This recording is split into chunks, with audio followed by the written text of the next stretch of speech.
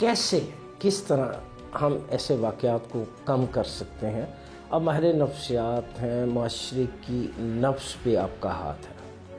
क्या समझते हैं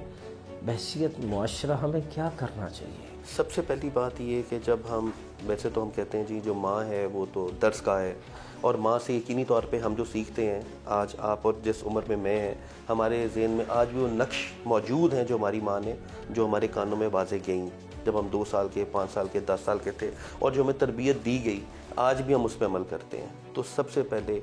ये माशरा तभी बदलेगा जब औरत आपकी पढ़ी लिखी होगी, क्योंकि औरत के गोद में से जो बच्चा निकलेगा उसने माशरे का हिस्सा बनना है। ये एक बड़ा फैक्ट है।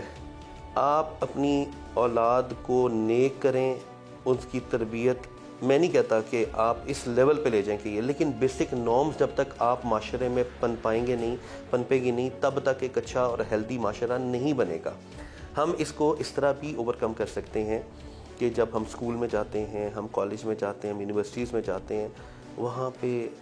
सबसे पहली बात है कि अखलाकियात के ऊपर दर्स ही नहीं दिया जाता। एक ये भी चीज़ें पिछले दिनों में आती रही कि हमारे लिए नो डाउट नबी करीम सल्लल्लाहु अलैहि वसल्लम की जो ज़ात है वो एक बेहतरीन नमूना है। आप सिर्फ नबी करीम सल्लल्लाहु अलैहि वसल्लम की ज़ात का मुताला शुरू कर दें, जो मैंने पढ़ा और मैंने ऑब्ज़र्व किया कि मैंने अपनी दुनियादारी को कैसे चलाना है, मैंने अपने वालिदैन के साथ क्या सलूक करना है, मैंने अपने बहन भाइयों के साथ क्या सलूक करना है, मैंने माशरे में कैसे अपने आप को सर्वाइव करना है। और इसमें हर जब मैं ज़ात को उठा के देखूँ तो मेरे लिए मेरे नबी करीम सल्लल्लाहु अलैहि वसल्लम की जो ज़ात है वो एक नमूना है, इसमें कोई शक नहीं। और हमारे लिए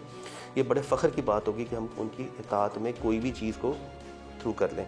अब सिर्फ प्रॉब्लम ये है कि हमारे अखलाकियात की कमी और इन चीज़ों के फुकदान की वजह से हम चीज़ों को उस तरह कैटर नहीं कर पा रहे, और ना कैटर करने की वजह यही है